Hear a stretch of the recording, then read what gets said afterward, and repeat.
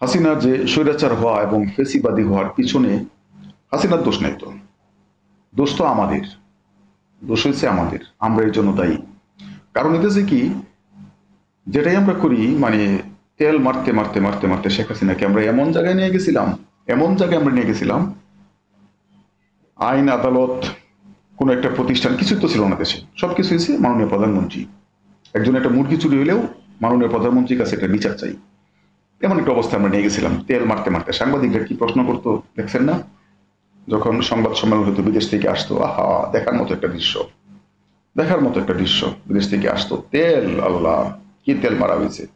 প্রধানমন্ত্রীর প্রশ্ন করা, মুজাম্মেল বাবুর প্রশ্ন শুনছেন, ওই যে বুলবুল সাংবাদিক বুলবুল তার প্রশ্ন শুনছেন, সব কয়টাই ফারজানা রূপা কয়টার কথা বলবো, তেল মারতে মারতে মারতে মারতে। এর মধ্যে আরেকটা ছিল, এটা হইতেছে মুন্নি সাহা। ও তো খুব ক্ষমতাবান হয়ে গেছিল। একটা পর্যায়ে দেখা গেছে কি যে সে হয়েছে রয়ের এজেন্ট এবং শেখ হাসিনার ব্যাপারে সেই গোয়েন্দাগিরি করে এনে এটা বাংলাদেশের টের পায়া, গোয়েন্দা টের পায়া মুন্নি সাহারে সাইজ করছে এবং তার 18 বাংলা থেকে তো চাকরিটা গেছে গা। খুব কয়দিনে খুব মানে বার বেড়ে গেছিল। তো এই ধরনের আমরা কাহিনী দেখছি। এখন যেটা কইতেছিলাম যে শেখ হাসিনা স্বৈরাচার হওয়ার পিছনে দোষটা তো আমাদের। আমরা সবকিছু করলেই আমরা শেখ হাসিনার কাছে আমরা এটার বিচার চাই। একটা মুরগি মুরগি চুরির বিচারও আমরা কই মাননীয় প্রধানমন্ত্রীর কাছে বিচার চাই। বাংলাদেশে আদালত দরকার কি? উচ্চ আদালত, নিম্ন আদালত, বিচারিক আদালত কোনো কিছু দরকার নাই, কারণ বিচার তো মাননীয় প্রধানমন্ত্রী করবে। সবকিছু মাননীয় প্রধানমন্ত্রীর কাছে। আর মন্ত্রীরা যে কাজটাই করে মাননীয় প্রধানমন্ত্রীর নির্দেশে, তারা মাননীয় প্রধানমন্ত্রীর নির্দেশে বাজার থেকে মনে করেন একটা মাছ কিনে আনছি, মাছ খাবো, মাননীয় প্রধানমন্ত্রীর নির্দেশে মাছ কিনে আনছি। এই তেল মারার পরে শেখ হাসিনা ফেসিবাদ স্বৈরাচার না হয়ে যাবে কোথায়? সে তো মনে করছে আমি গড, আমার ক্ষমতা এত বেশি যে সে নিজের একটা পর্যায়ে গড ভাবা শুরু করছে। গড ভাবা শুরু করছে এবং এটার কোনো সমালোচনা সহ্য করতে পারতো না। আমি একটা জিনিস খুব অবাক হইলাম, এই যে চুপ্পু বাংলাদেশের রাষ্ট্রপতি, কপালটা লোকটা আসলে ফাটা কপাল, একদম মানে কি আটাঙ্গুল কপাল, আটাঙ্গুল কপাল। এত চলে যাওয়া নিশ্চিত ছিল। আব্দুল ওহাব মিয়ার ব্যাপারটা আলোচনা হয়েছিল বেশ জোরে সোরে। তার যে ধরনের অপকর্ম এবং তার নিজে ধরনের ট্রল করা হয়েছে, এরপরে আসলে রাষ্ট্রপতি পদে থাকা যায় না।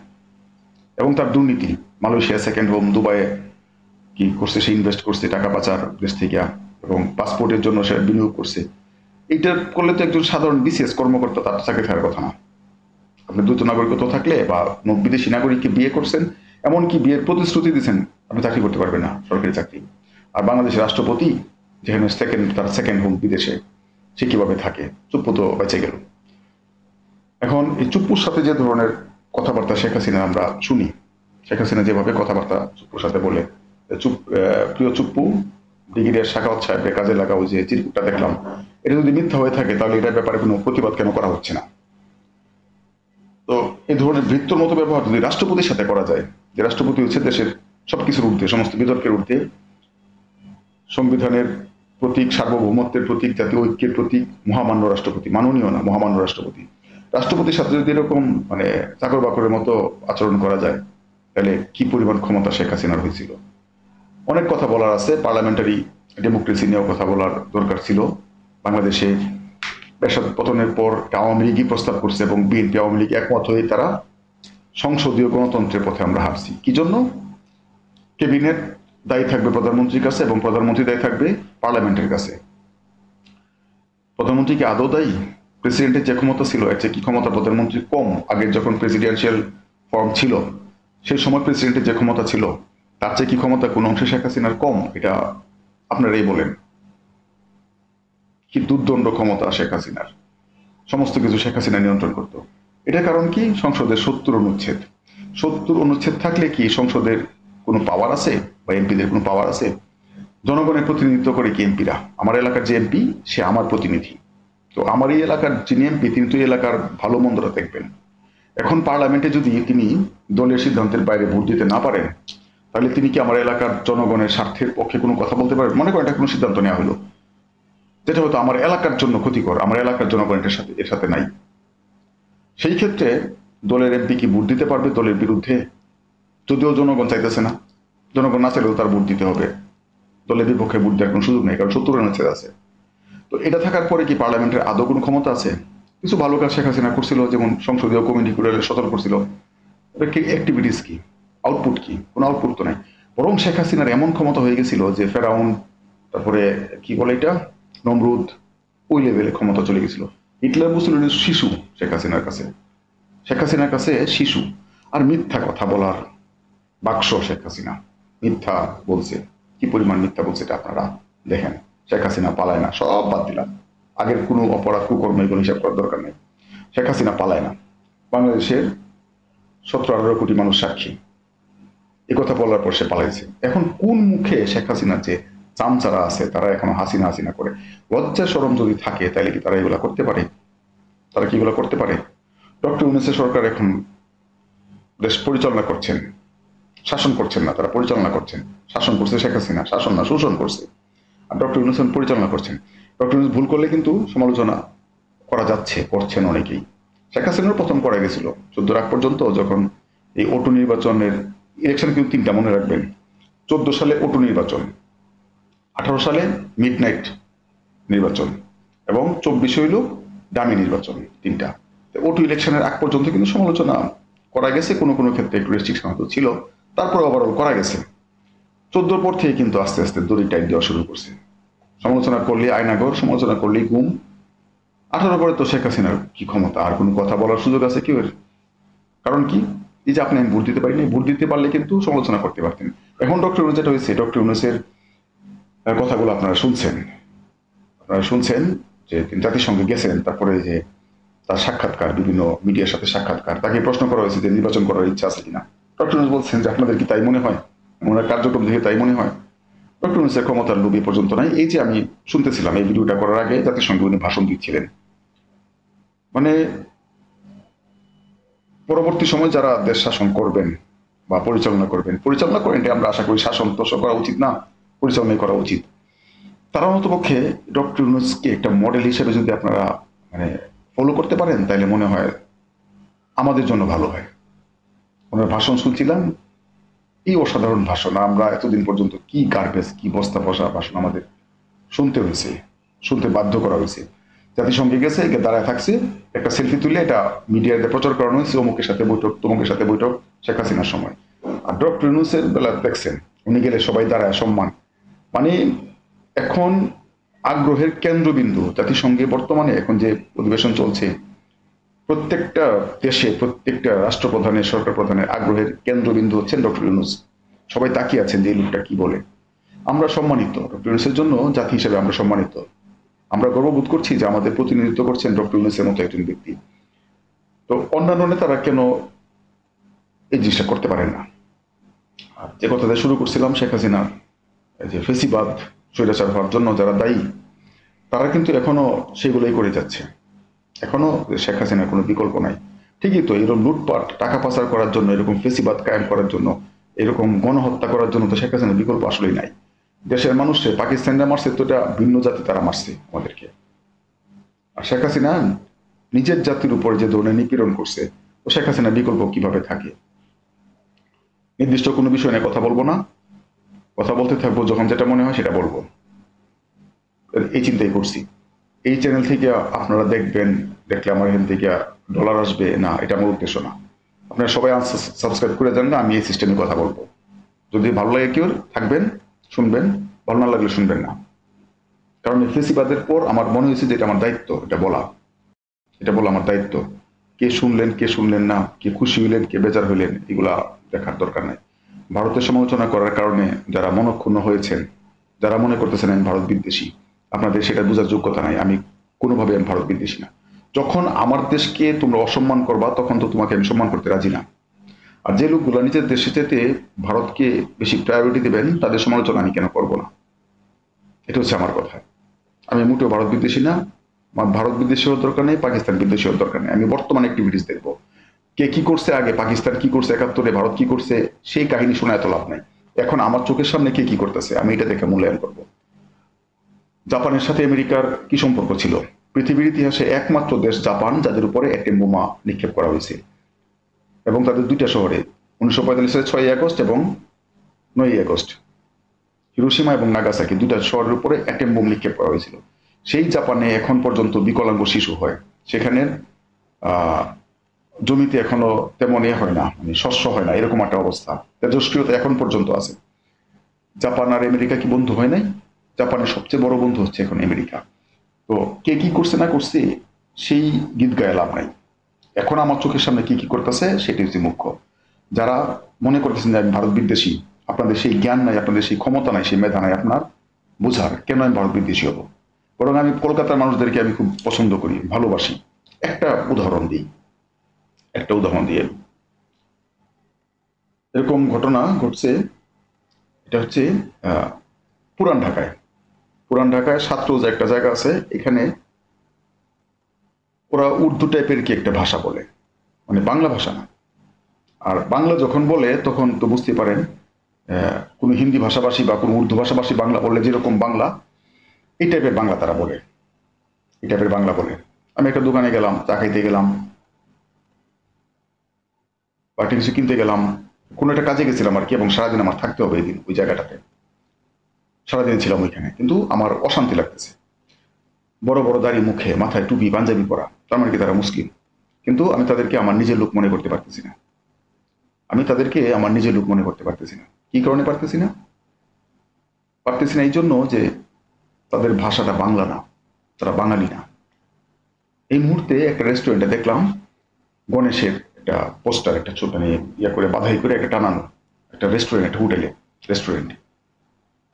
আমি ওখানে ঢুকলাম, ঢুকে গিয়ে মনে হয় যে আমি শান্তি পাচ্ছি, যে অ্যাটলিস্ট এরা যাই হোক না হোক এগুলা পাঞ্জাবি না বা উর্দু ভাষাভাষী না, বাঙালি, হিন্দু, কিন্তু সে বাঙালি, আমার মতো কথা বলতেছে। ওইখানে গিয়ে কিন্তু আমার কাছে আমি ফিল করছি যে আমি বাঙালি, আমি বাঙালি, এটা ফিল করছি। এখানে কিন্তু আমি মুসলিম এটা আমার কাছে মোটেও গুরুত্বপূর্ণ না। আমার কাছে মনে হচ্ছে যে আমি আমার নিজের জায়গায় আসছি। আমার যে স্বজাতি, জাতিসত্তা কিসের দ্বারা নির্ধারিত হয়? ভাষার দ্বারা। যদি ধর্মের ভিত্তিতে জাতিসত্তা নির্ধারিত হইতো তাহলে আরবরা আর আমরা বাংলাদেশিরা আমরা এক জাতি হইতাম, পাকিস্তানিরা আমরা এক জাতি হইতাম, ইন্দোনেশিয়ানরা মালয়েশিয়ানরা আমরা এক জাতি হইতাম, ব্রুনাই বা আফ্রিকার সুদান সোমালিয়ানরা আমরা এক জাতি হইতাম। কিন্তু না, আমরা এক জাতি না। পশ্চিমবঙ্গের বাঙালি যারা আছে তারা, বাংলাদেশের আমরা যারা আছি, আমরা এক জাতি। কারণ কি? আমরা এক ভাষায় কথা বলি। আমরা এবং পশ্চিমবঙ্গেররা এক জাতি। ভারতের অনেক লোকজন আমাকে যেভাবে গালিগালাজ করছে, যেভাবে আমাকে গালিগালাজ করছে সাম্প্রতিক সময়, তাদের সেই ক্ষমতাই নেই বোঝার। আমার দেশের স্বার্থের ব্যাপারে যখন আঘাত আসবে, আমার দেশের স্বার্থের উপরে আঘাত আসবে, আমার দেশকে কটাক্ষ করা হবে, অসম্মান করা হবে, সেই ক্ষেত্রে তো আমি, মানে বাঙালি হলেও তোমার সাথে আমার এত প্রীতির দরকার নেই। আর আমি এটা বিশ্বাস করতে চাই যে কলকাতার বাঙালিরা বাংলাদেশকে সাপোর্ট করবেন, বাংলাদেশকে, বাংলাদেশের জনগণের আকাঙ্ক্ষাকে তারা সম্মান করবেন। দু একটা ব্যতিক্রম থাকবে, বিজেপির দালাল, বিজেপির চামচা, বিজেপির জারজ সন্তান দু একটা থাকবে, এটা ব্যতিক্রম থাকবে, সব জায়গায় থাকবে। কিন্তু অধিকাংশ বাঙালি যারা পশ্চিমবঙ্গের আছেন তারা বাংলাদেশের মানুষের আকাঙ্ক্ষাকে তারা সম্মান করবেন, এইটাই আমি আশা করি এবং এটা আমি বিশ্বাস করি। একইভাবে বাংলাদেশের মানুষজন ভারত বিদ্বেষী যদি হয়েও থাকে, ভারতের কাজকর্মের জন্য, যদি কাজকর্ম ছাড়া আপনি ধর্মীয় কারণে ভারত বিদ্বেষী হন, আমি আপনার বিপক্ষে, আমি আপনার বিপক্ষে, আমি আপনার সাথে নাই। আর যদি ভারতের এই আগ্রাসনমূলক কাজকর্ম, বাংলাদেশে যে গণতন্ত্রকে হত্যা করার পিছনে ভারতের যে সবচেয়ে বড় ভূমিকা, বাংলাদেশের মানুষ ভোট দিতে পারে নাই, যে ফেসিবাদ কায়েম করার পিছনে সবচেয়ে বড় ইন্ধন ভারত, এসব কারণে ভারতের সমালোচনা যদি কেউ করেন, অপছন্দ করেন, সেটা যৌক্তিক। কিন্তু ধর্মীয় কারণে যদি কেউ ভারতকে অপছন্দ করেন, আপনি, আমি আপনার, আপনি আপনি আমার শত্রু, আপনি আমার শত্রু। আপনি ধর্মীয় কারণে কাউকে মানে অসম্মান করতে পারেন না, এটা তার ধর্মীয় বিশ্বাস। তো যেটা বলছিলাম যে ভারতের ব্যাপারে হয়তো অনেকের বিদেশ থাকলেও আমরা যেটা বিশ্বাস করতে চাই যে পশ্চিমবঙ্গের মানুষ, দু একটা ব্যতিক্রম আছে, কারণ পশ্চিমবঙ্গে তো দু একটা আসন বিজেপি পায়। 100% লোক তো আর মানে ভালো থাকবে একটা দেশ এরকম না। বাংলাদেশে 100% লোক ভালো এটা বলার কারণ কোনো সুযোগ নাই। 100% খারাপ এটাও বলা যাবে না, ভালো আছে খারাপও আছে। বাংলাদেশ বলেন, ইন্ডিয়া বলেন, সব জায়গায় ভালো আছে খারাপ আছে। তারপরে আমি যেটা মনে করি যে ভারতের অধিকাংশ মানুষ পশ্চিমবঙ্গের, ভারতের না পশ্চিমবঙ্গের অধিকাংশ মানুষ, তারা বাংলাদেশের মানুষের আশা আকাঙ্ক্ষা, তাদের চাওয়া, তাদের তারা কি চায় এটার প্রতি তারা সম্মান করবেন, এটার প্রতি তারা সম্মান করবেন। আমি আমার আগের ভিডিওতে বলেছিলাম বাংলাদেশের অনেকেই, একজনের কথা আমি বলছিলাম গতকালকে, ভারতের ক্রিকেট টিম সে জীবনে কোনোদিন সাপোর্ট করে না। সে চায় যে পারলে ভারত 10 উইকেটে হারুক, পারলে ভারত 10 উইকেটে হারুক, সবসময় সেটা কামনা করে। কিন্তু ওই লোকটা সৌরভ গাঙ্গুলির ব্যাপারে, ওরে বাবা, সে কি পছন্দ করে সৌরভ গাঙ্গুলিকে, কারণ কি বাঙালি, পুরা ভারতের সাপোর্ট সে করে না, কিন্তু সৌরভ গাঙ্গুলি তার অসম্ভব পছন্দ করে, একটি মাত্র কারণ বাঙালি। তো ভারতের পশ্চিমবঙ্গের যারা আছেন তারা আমাদের সাথে একাত্মতা ঘোষণা করবেন, এটাই তো আমরা চাই। এটা চাওয়াটা কি আমাদের খুব অন্যায় চাওয়া? এটা অন্যায় চাওয়া না। আর বাংলাদেশের আমি হয়তো আগে কয়েকটা ভিডিওতে একটু মানে রূঢ়ভাবে একটু বলেছিলাম, কারণ কিছু কমেন্ট থেকে কিন্তু আমার মানে মাথায় গরম হয়ে গেছিল। বাংলাদেশের থেকে তোরা এরকম মানে বাংলাদেশের সাথে যখন বাংলাদেশের বিরুদ্ধে ভারত অবস্থান নিবে, এই সময় তোরা কেন সমালোচনা করতে পারবি না? তো এটাকে আবার হালাল করার চেষ্টা করবি। ভারত এটা কিছু করলো তখন অন্য একটা রেফারেন্স দিবে যে ওইটা তো করছিল, মানে ওইটাকে জায়েজ করা। একটা অন্যায় যাতে আপনার একটা অন্যায়কে আপনি জাস্টিফাই করতে পারেন না, যেটা তারা করার চেষ্টা করছে। তারা কেন বলতে পারে না? ভারত হোক আর আমেরিকা হোক আর রাশিয়া হোক আর যেই হোক, বাংলাদেশের বিরুদ্ধে যখন কেউ কোনো অবস্থান নেবে তখন তোর সাথে আমি নাই। তো বাংলাদেশের আমার যে সনাতন ধর্মাবলম্বী ভাই বোনরা আছেন, আপনারা কেন এভাবে বলতে পারেন না? তোরা যেই হয়ে থাকিস, যখন আমাদের দেশের স্বার্থের বিরুদ্ধে বলবি, তোরা আমি চিনি না, চেনার দরকার নাই। আপনারা এই কথাটা কেন বলতে পারেন না? পশ্চিমবঙ্গের কিছু লোকজন যেভাবে গালিগালাজ করছে মানে আমার প্রিভিয়াস কিছু ভিডিওতে, এটা আমার কিছু যায় আসে না। কারণ ওই টাইপের লোকজন যদি আমাকে গালিগালাজ করে তাহলে বুঝতে হবে যে আমি সঠিক কথাটাই বলছি, সঠিক কথাটাই আমি বলছি। যে ধরনের অন্যায় ভারত বাংলাদেশের সাথে করতেছে একটার পর একটা ক্রমাগত বিগত 53 বছর, এটা আমার তো মনে হয় যে ভারতের যারা, ভারত কি সবাই খারাপ? ভালো মানুষ আছে না? তারা নিশ্চয়ই এটা সাপোর্ট করেন না। যে মুহূর্তে ভারতের কোনো বন্ধু নাই বহির্বিশ্বে, মানে আঞ্চলিক কোনো বন্ধু নাই, চায়নার সঙ্গে শত্রুতা, পাকিস্তানের সঙ্গে শত্রুতা, শ্রীলঙ্কার সঙ্গে সম্পর্ক খারাপ, ভুটান একটা দেশ, শান্তিপ্রিয় দেশ, ভুটানও কিন্তু তাদের সাথে এখন মানে অনেক ব্যাপারে তারা দ্বিমত, এবং চায়নার সঙ্গে তারা একটা মানে বন্ডিং করতেছে। কেউ সাথে সম্পর্ক ভালো নেই, একমাত্র বলতো কি যে বাংলাদেশ ভারতের বন্ধু। বাংলাদেশ তো বন্ধু না, শেখ হাসিনা বা আওয়ামী লীগ ছিল ভারতের বন্ধু। ভারত যে ভুলটা করছে, বাংলাদেশের মানুষের সঙ্গে বন্ধুত্ব না করিয়া করছে একটা দলের সাথে, একটা পরিবারের সাথে, এটা একটা চরম ভুল করছে। তো আঞ্চলিক পরাশক্তি হইতে গেলে তো সবার সাথে সম্পর্ক ভালো রাখতে হবে, এটা তো তারা করতে পারে নাই। তারা তো এটা করতে পারে নাই। আর ভারতকে আসলে আমেরিকা করতেছে কি জন্য? আমেরিকার সাথে তাদের সম্পর্ক এটা কৌশলগত, কৌশলগত সম্পর্ক কি জন্য? চায়নাকে ঠেকানোর জন্য। ভারতের বিরুদ্ধে আমেরিকা ছিল না সারা জীবনে, তো তাই দেখে আসছি আমরা। হয়তো আজকালকার পোলাপান এগুলো তারা দেখতে পারে, কিন্তু আমরা তো দেখে আসছি। সোভিয়েত ব্লকে ছিল ইন্ডিয়া, আর পাকিস্তান ছিল আমেরিকার ব্লকে। পরবর্তী সময় হয়তো কৌশলগত কারণে ভারতের সাথে একটা সম্পর্ক করছে কি জন্য? চায়না ঠেকাও, চায়না ঠেকানোর জন্য। তো পরাশক্তি হইতে হলে তো ভারতের উচিত ছিল সবার সাথে সম্পর্ক ভালো রাখা। এত কিছু বাংলাদেশ ভারতে দিছে। রোহিঙ্গা ইস্যুতে ভারত কি করছে? বার্মার পক্ষে অবস্থান নিয়েছে। এটা কিন্তু মিয়ানমার না, বার্মা। মিয়ানমার আপনারা বলতে পারেন, আমি বলবো বার্মা। বার্মার পক্ষে অবস্থান নিয়েছে। বাংলাদেশ যখন MiG-29 কিনতে গেছে, আগে বাধা দিছে ভারত। বাংলাদেশ 2টা সাবমেরিন কিনতে গেছে, বাধা দিচ্ছে ভারত। আমরা কি সাবমেরিন ভারতের সাথে যুদ্ধ করার জন্য কিনছি, নাকি না আমাদের সমুদ্র সিকিউর রাখার জন্য, বা বার্মিজরা যে ধরনের অদ্ভুতপূর্ণ আচরণ করে সেই জন্য? এখানে কি করছে? ভারত বাধা দিচ্ছে। আবার এই ভারতে বার্মার কাছে সাবমেরিন বিক্রি করছে। রোহিঙ্গা ইস্যুতে ভারত নির্বিকার, বার্মার বিপক্ষে কোনো কথা বলি না। এত স্বার্থ তোরা বাংলাদেশ থেকে নিয়েছিস, এত স্বার্থ। এটা তো ভারতেরও দোষ না, এটা তো আওয়ামী লীগ। কারণ আওয়ামী লীগ তো স্বার্থগুলো দিচ্ছে মূলত মানে স্বার্থের বিনিময়ে, তারা বাংলাদেশ স্বার্থ দেখবে এই জন্য না। স্বার্থের বিনিময়ে এই বাংলাদেশি যে লেন্দুদ্দর্জির বাংলাদেশি ভার্সন শেখ হাসিনা, তাকে ক্ষমতা রাখবে এই জন্য। তো এখানে আসলে ভারতীয় পুরোপুরি দোষ দেওয়া যাবে না, কারণ ভারত তার স্বার্থ দেখবে, স্বাভাবিক এটা। যদি এরকম একটা পুতুল সরকার, পাপেট সরকার, এরকম একটা একটা দাস বান্দি রাখা যায়, তাহলে ভারতের দরকার কি? ভারত সেটাই করছে। এখন যেটা বলতেছিলাম যে ভারত যদি আঞ্চলিক পরাশক্তি হইতে চায়, তাহলে ভারতের কি করা উচিত ছিল? ভারত উচিত ছিল সবার সাথে সম্পর্ক ভালো করা। কেউ সাথে, ও মালদ্বীপের কথা তো ভুলে গেছি। মালদ্বীপের মতো একটা ছোট্ট রাষ্ট্র, তারাও কিন্তু ভারতের বিপক্ষে, তারাও ভারতের বিপক্ষে অবস্থান নিয়েছে। তো বাংলাদেশের ব্যাপারে তারা যে কথিত বন্ধু রাষ্ট্র, বাংলাদেশের সঙ্গে তার সম্পর্ক ভালো রাখতে পারে নাই। পরাশক্তিরা সে কি করে হবে? যে গায়ে মানে না আপনি মোড়ল, অবস্থা তো এরকম। সে পরাশক্তিটা কিভাবে হবে? পরাশক্তি হইতে হইলে তো সবার সাথে সম্পর্ক ভালো রাখার দরকার ছিল। এটা তো তারা রাখতে ব্যর্থ হয়েছে।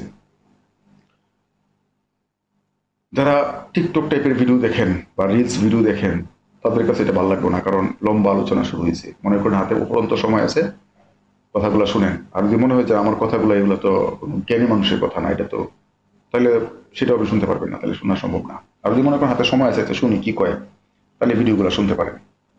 তো ভিডিওর মূল বক্তব্য হলো এটাই যে ভারতের সাথে আমাদের কোনো বিরোধ নাই। যারা গালিগালাজ করছেন আমাকে, এটা আপনাদের জ্ঞানের অভাব, আপনাদের বুদ্ধির অভাব। ভারতের সাথে তো আমার তিক্ততার কোন সম্পর্ক করার কোনো কারণ নেই। ভারতকে আমি বন্ধু মনে করতে চাই, আমার প্রতিবেশী। আমি কি প্রতিবেশী বাদ দিতে পারবো? কিন্তু যখন বাংলাদেশের বিরুদ্ধে অবস্থান নিবে, শুষ্ক মৌসুমে পানি দিবা না, বন্যার সময় বাঁধ খুলে ডুবাই মারবা, পেঁয়াজের দাম দাম বাংলাদেশে বাড়বে, তো হুট করে পেঁয়াজ বন্ধ করে দিবা, শুল্ক বাড়ায় দিবা, মানে ইচ্ছা করে বাংলাদেশকে বিপদে ফেলার জন্য বাংলাদেশের সমস্ত প্রকল্পগুলো তোমাদের স্বার্থের জন্য তোমাদের আজ্ঞাবহ সরকার দিয়ে করাইবা। এটা তো কোনো বন্ধুত্বের সম্পর্ক এভাবে চলতে পারে না, হইতে পারে না। তুমি আমার সাথে বন্ধুত্বের হাত বাড়ায় দাও, আমি হাত বাড়ায় দেবো, কেন বাড়ায় দিব না? তো সেটা তো তোমরা করো নাই। আর যারা পাকিস্তানের কথা বললে যে দাঁত ব্রাশ করার কথা বলেন, আপনাদের মাথায় সমস্যা আছে। জাপানের এবং আমেরিকার বন্ধুত্বের উদাহরণ দিলাম। কে কি করছে না করছে 53 বছর আগে, সেই গীত গায়ে তো লাভ নেই। এখন এখন দেখেন কে কি করতেছে বর্তমানে। আমার স্বার্থটা কে দেখতেছে, আর আমার স্বার্থের পরিপন্থী কাজ কে করতেছে। আমি মুসলমান দেখেই যে সৌদি আরব কোনো অন্যায় করলে আমার সাপোর্ট করতে হবে? আমরা তো সমালোচনা করি, সৌদি আরব প্রত্যেকটা কাজ কোনো সমালোচনা করি। এই কথাটা কেন বললাম? হিন্দুরা যখন ভারতে সাপোর্ট করেন, আপনি হিন্দু দেখে সাপোর্ট করতে হবে ভারতের? আপনি দেখবেন যে আমার বাংলাদেশের স্বার্থটা কি ইন্ডিয়া এটার বিরুদ্ধে কাজ করছে কিনা। তো এই জিনিসটা তো আপনারা করতে পারে না অনেক ক্ষেত্রে, আমরা দেখছি। এটা খোলাখুলি হয়তো অনেকে বলতে পারে না বা বলে না। আমি খোলাখুলি বলে দিই, কারণে হয়তো অনেকে মনক্ষুণ্ণ হন। বাংলাদেশে যদি কোনো সময় সংখ্যালঘু নির্যাতন হয়, সবার আগে প্রতিবাদ করি আমি, মন থেকে প্রতিবাদ করি, মানে লোক দেখানোর জন্য না। এবং এটা আমি মনে প্রাণে ঘৃণা করি।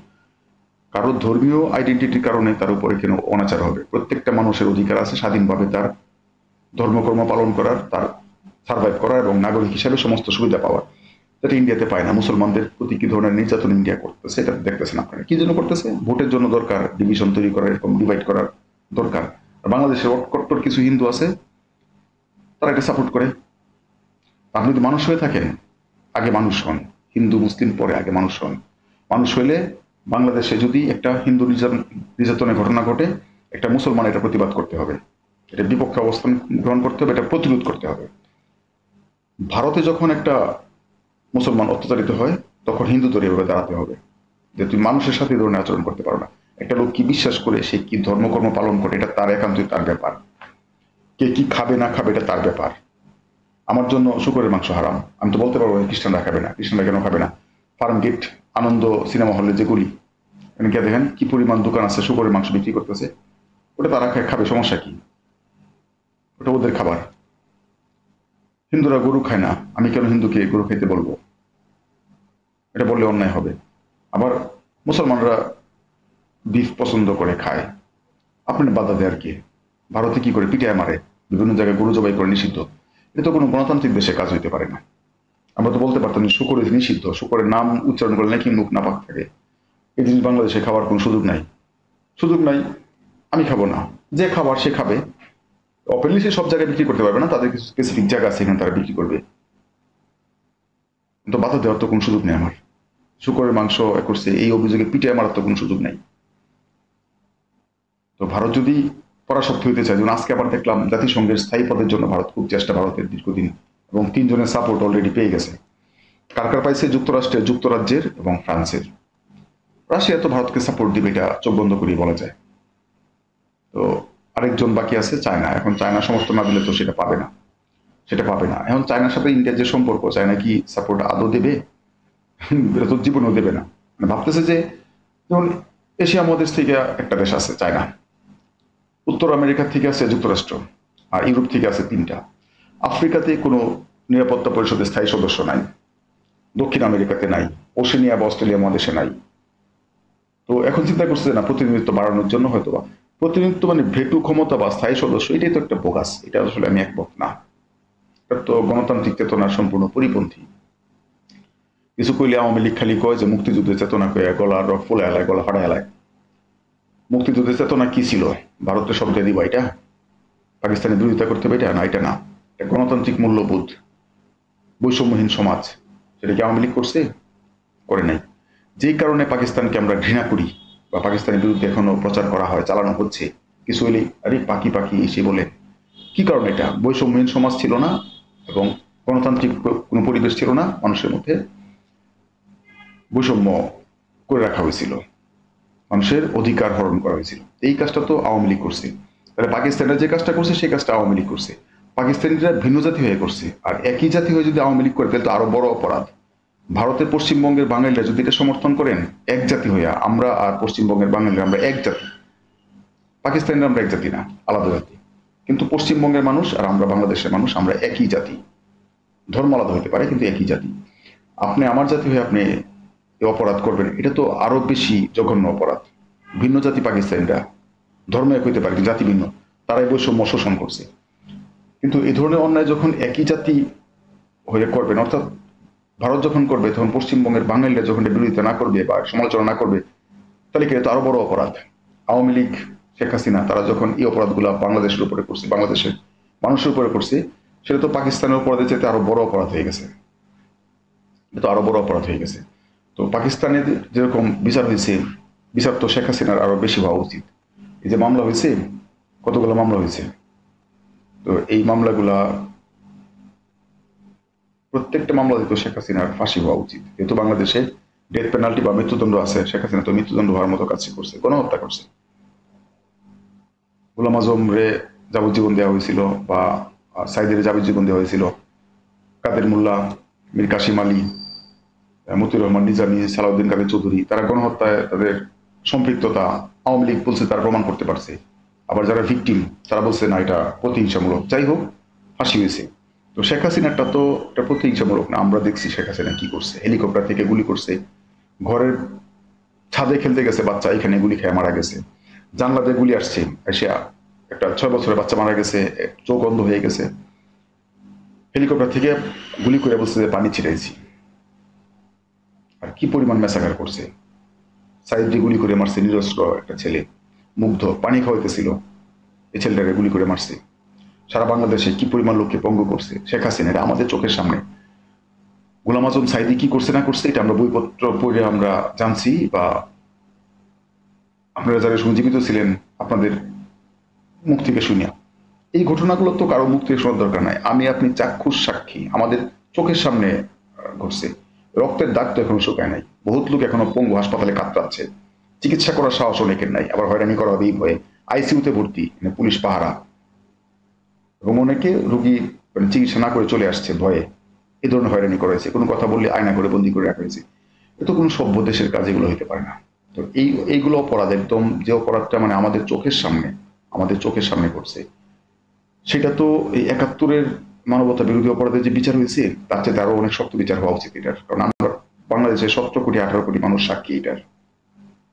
আর এইসব ঘটনার পরে যারা হাসিনা হাসিনা করেন, আপনারা তো মানুষ না, আপনাদের মানে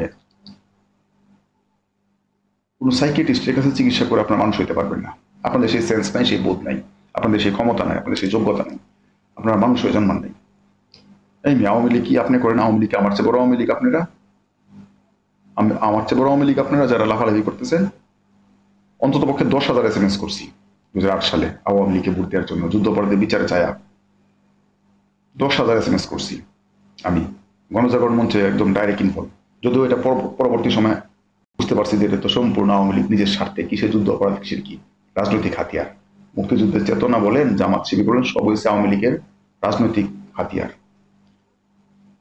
তো আমার চেয়ে বড় আওয়ামী লীগ আপনি হয়ে গেছেন। আমরা লুটপাট করার জন্য রিক্সা চালাইতো ঢাকা শহরে এসে, 2টা ফ্ল্যাট কিনছে আওয়ামী লীগ করে, 2টা ফ্ল্যাট ঢাকা শহরে, বাড়ি 2টা ফ্ল্যাট কিনছে, গাড়ি কিনছে, কোটি কোটি টাকার মালিক, ঢাকা শহরে রিক্সা চালাইতো এসে।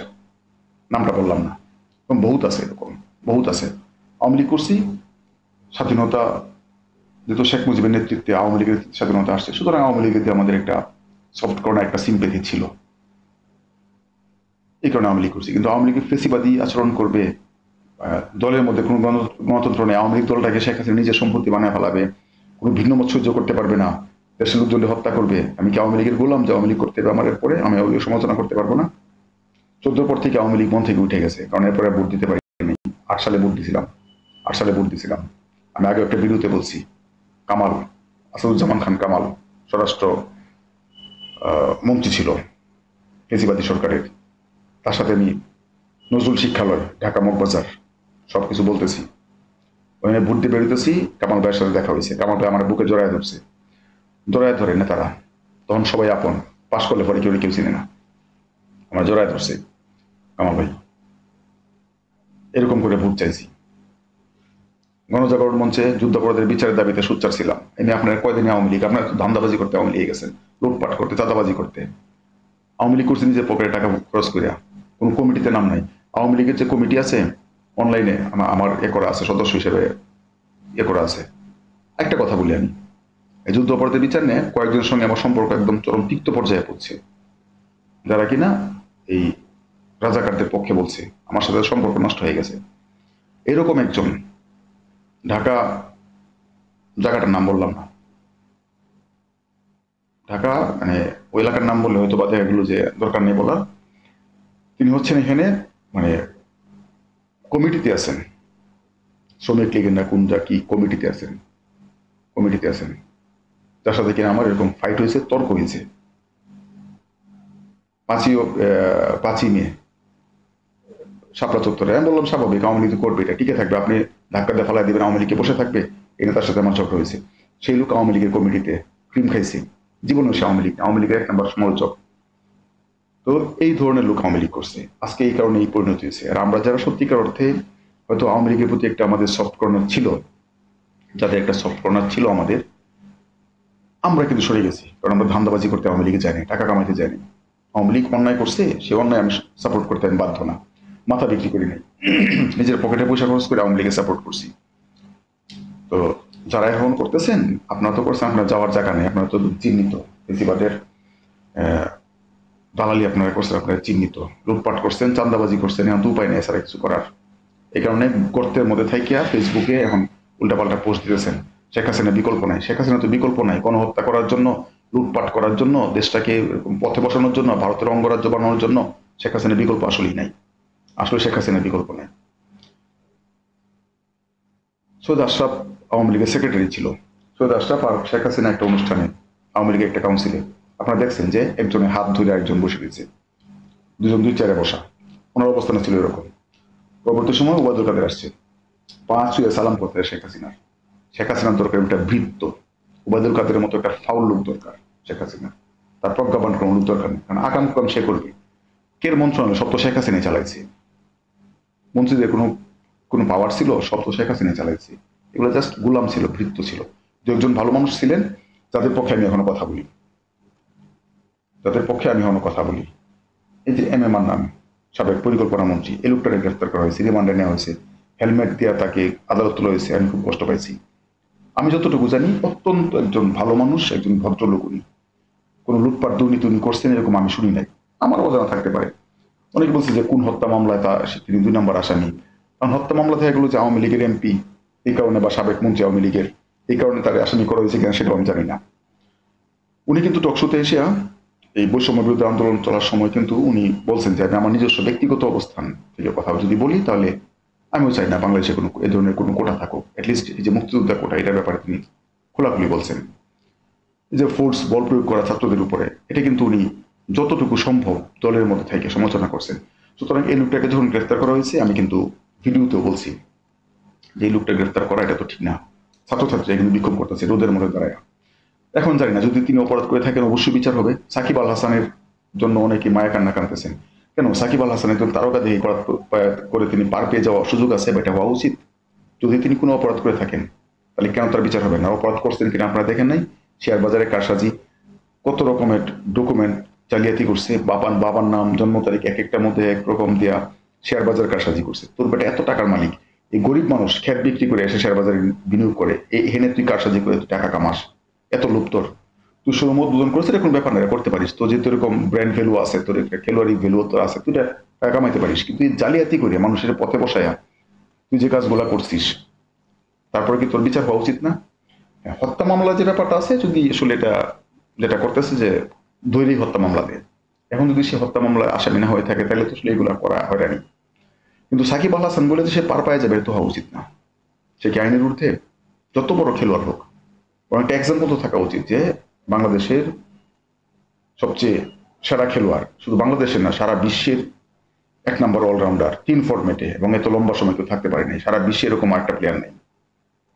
তাকেও কিন্তু মানে অপরাধ করলে কিন্তু তারও ছাড় নেই, বরং এদের একটা এক্সাম্পল হওয়া উচিত। অনেকে মায়া কান্না সাকিবের জন্য কাঁদতেছেন, না এটা মায়া কান্না করার তো কোনো সুযোগ নেই।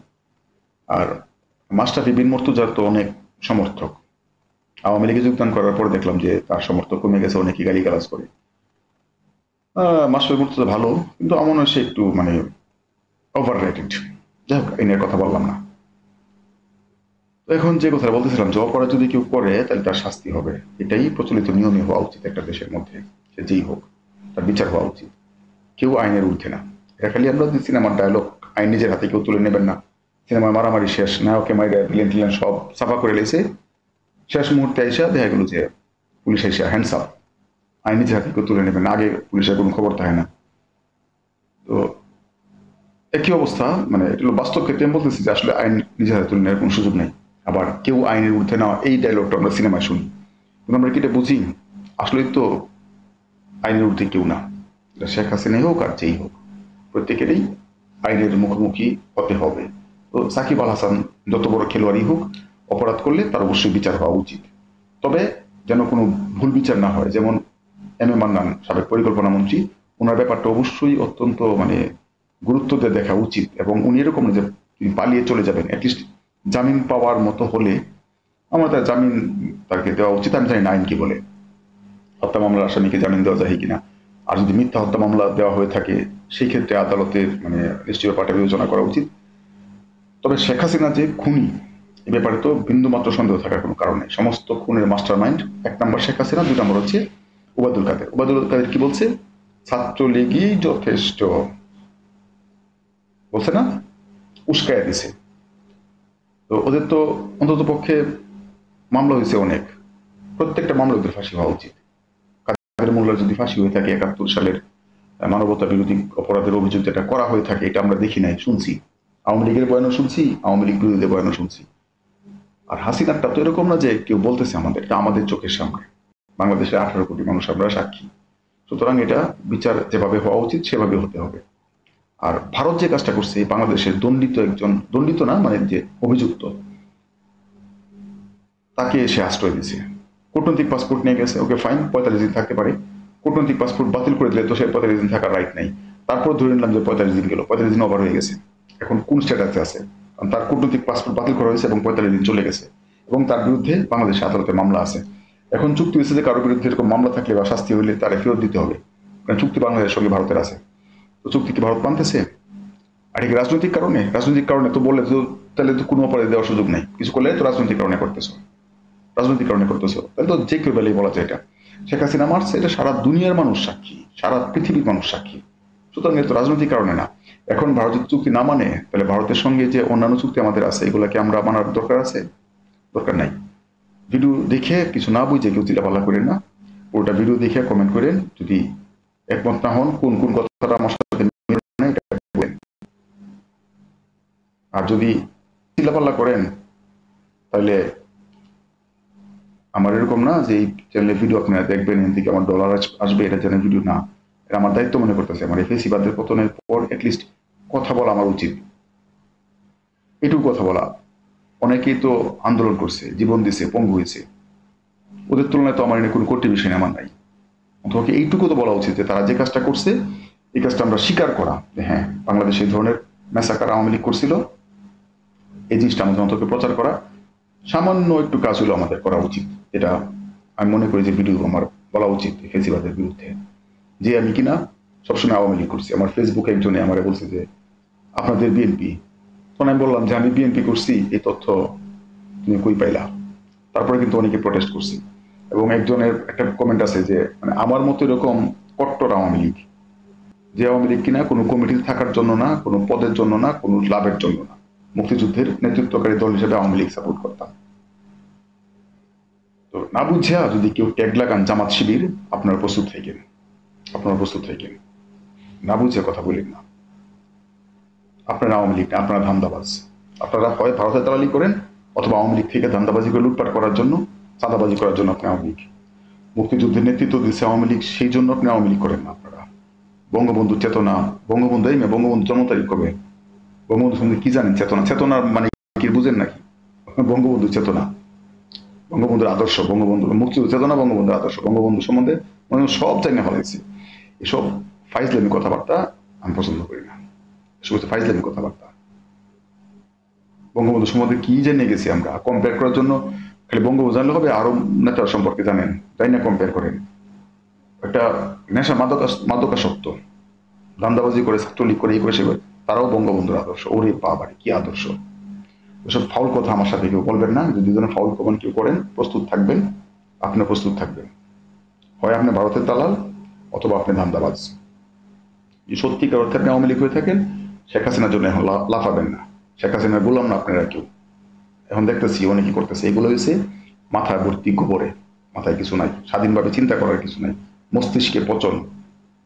অন্য পচন ঠেকানো যায়, কিন্তু মস্তিষ্কে পচনে ঠেকানোর উপায় নাই। এগুলো মস্তিষ্কে পচন ধরছে, এগুলো আইকিউ নাই, এগুলো হচ্ছে গরু ছাগল। মানুষের স্ট্রাকচার, মাথায় কিছু নাই। আওয়ামী লীগের ভৃত্য আমরা কেউ না, আমরা কোন দলের ভৃত্য কেউ না, আমরা কোন দলের ভৃত্য কেউ না, বিএনপির ভৃত্য আমরা কেউ না, জামাতের ভৃত্য আমরা কেউ না। আর যে দলটা কিনা সারা জীবন খালি গোলামি করতে হবে, আওয়ামী লীগ করে জীবনে আওয়ামী লীগ সভাপতি হতে পারবেন কেউ? পারবেন না, কারণ পারিবারিক সম্পত্তি। বিএনপি করে সভাপতি হতে পারবেন না, এটা জিয়া পরিবারের পারিবারিক সম্পত্তি। এই রাজনীতির আমি লাথি মারি, থুতু দিই রাজনীতিতে। এই রাজনীতি আমি করি না, এই রাজনীতি সাপোর্ট করি না। রাজনীতি করে আমার পদ পদবি নিতে হবে, পোস্টার ছাপায়া শুভেচ্ছা, ঈদের শুভেচ্ছা, এই সেই, এটা ভাওতাবাজি পছন্দ করি না।